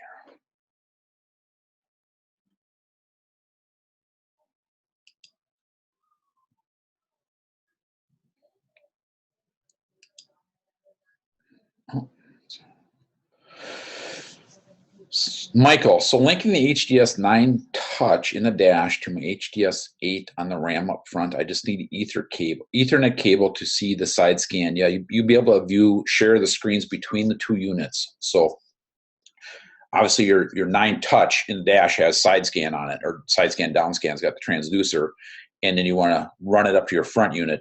Yeah, you'll be able to share the screens between the two of them. So yeah, you'll be able to share screens and the data and things like that.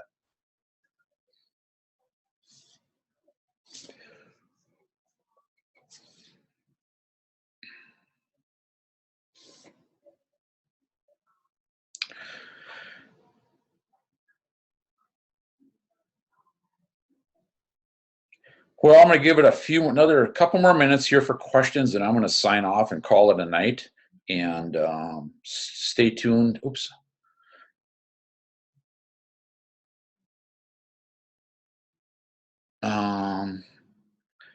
You're welcome. Is Gen 1 software still supported? Yes, basically they're not coming out anymore. If you go to the Lowrance website and you go to their support where it says support software and things like that, whatever's there is the latest software revision, and there will be no more software revisions for our Gen 1 from that a couple of years ago. That will be the last time it's been supported. So as far as software updates in that platform. Well, I thank everybody for joining in tonight. I apologize if I missed any questions and things like that. There was about 250 people on board here, and I tried to keep up with all the questions and answers. So I'm sorry, got a little bit of jumped around a little bit. I tried to keep up with everybody and answer as we went through. Again, if you got any questions, you can drop me an email at khedquist@navionics.com, or you can find me on Facebook at Dr. Sonar, and or you can go to drsonar.com. So anyway, well, you guys have a good night. I appreciate you joining in. Got a little long, but there's a lot of information here. It's hard to pack it in 1 hour, so with all the questions and stuff. So hey guys, have a good night. Thanks for joining. Talk to you later.